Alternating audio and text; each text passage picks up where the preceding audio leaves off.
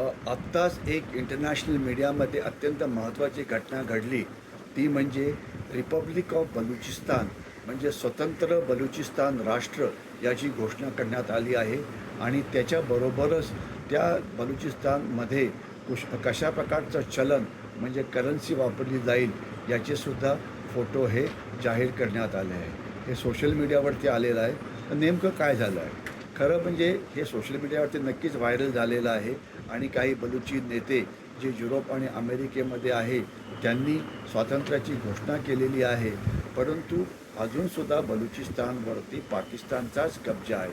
कारण ज्यावेळेला राष्ट्र स्वतंत्र राष्ट्र केव्हा बनतं त्याला युनायटेड नेशन्स त्याला हो म्हणतं.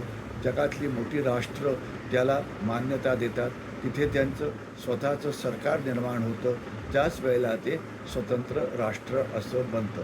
तर तसं जमिनीवरती झालेलं नाही आहे. बलुचिस्तानमध्ये हिंसाचार प्रचंड वाढलेला आहे. पाकिस्तानी सैन्याला सगळीकडे माघार घ्यावी लागते आहे. परंतु असं पण म्हटलं जातं की 85% बलुचिस्तानवरती पाकिस्तानचा कब्जा नाही. पाकिस्तान जर आपण बलुचिस्तान बघितलं तर बलुचिस्तानचा पुष्कळचा भाग हा डोंगराळ आहे. या डोंगराळ भागामध्ये बलुची लिबरेशन आर्मीचा पूर्ण कंट्रोल आहे. पाकिस्तानी सैन्याची तिथे जायची हिंमत नाही.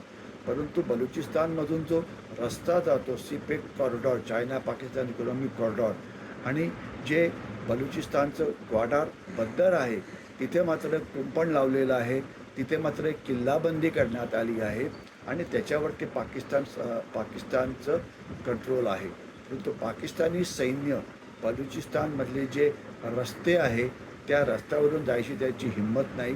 ते बलुचिस्तानमध्ये ज्यावेळेला बलुचिस्तान लिबरेशन आर्मीच्या विरुद्ध कारवाई करायला जातात त्यावेळेला ते रस्त्याने जात नाहीत.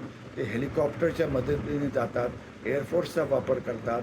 तोफांचा वापर करतात.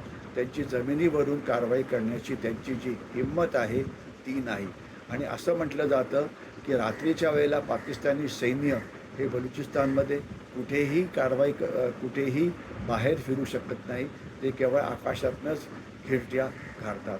तर त्याच्यामुळे 85% बलुचिस्तानवरती पाकिस्तानी सैन्याचा कब्जा नाही हे काही प्रमाणामध्ये खरं आहे. कारण या ठिकाणी रात्रीच्या वेळेला पाकिस्तानी सैन्य येत नाही. परंतु बलुचिस्तान मात्र स्वतंत्र झाला आहे असं मानता येणार नाही. तिथे हिंसाचार जो आहे हा प्रचंड वाढला आहे. आता या सगळ्याचा चीनवरती काय परिणाम होतो हे महत्त्वाचं आहे. जो पाकिस्तानचा जो सर्वात मोठा रस्ता आहे ज्याला सीपेक कॉरिडॉर किंवा चायना पाकिस्तान इकॉनॉमिक कॉरिडॉर म्हटलं जातं, जो 4,500 किलोमीटर लांब आहे, जो पाकिस्तानच्या ग्वाडार बंदरातून सुरू होतो, बलुचिस्तानमधून जाऊन मग गिलगिट बाल्टिस्तानमधून तो चीनच्या शिनजियांग प्रांतामध्ये प्रवेश करतो. तर या रस्त्यावरती चीनने जवळजवळ $60 अब्ज एवढी गुंतवणूक केली आहे. अनेक प्रकल्प बांधलेले आहेत. परंतु बलुचिस्तान लिबरेशन आर्मीच्या हल्ल्यामुळे या रस्त्याचा त्यांना वापर करता येत नाही. त्यांनी ग्वाडारचं बंदर बनवलेलं आहे. त्यांना चीनला वाटत होतं की ते 5,000 ते 6,000 जहाजं प्रत्येक वर्षी येतील आणि तिथून मोठ्या प्रमाणात सामान व्यापार केला जाईल शिनजियांग प्रांतामध्ये. तर तिथे 5 किंवा 6 जहाजंसुद्धा वर्षभरामध्ये आलेली नाही. आणि सीपेक कॉरिडॉरच्या वरती रक्षण करण्याकरता भरपूर सैनिक आहेत. परंतु तिथे त्याचा काही उपयोग नाही. अजूनसुद्धा चीनी नागरिक तिथे सुरक्षित नाहीत. चीनी नागरिकांना मारलं जातं.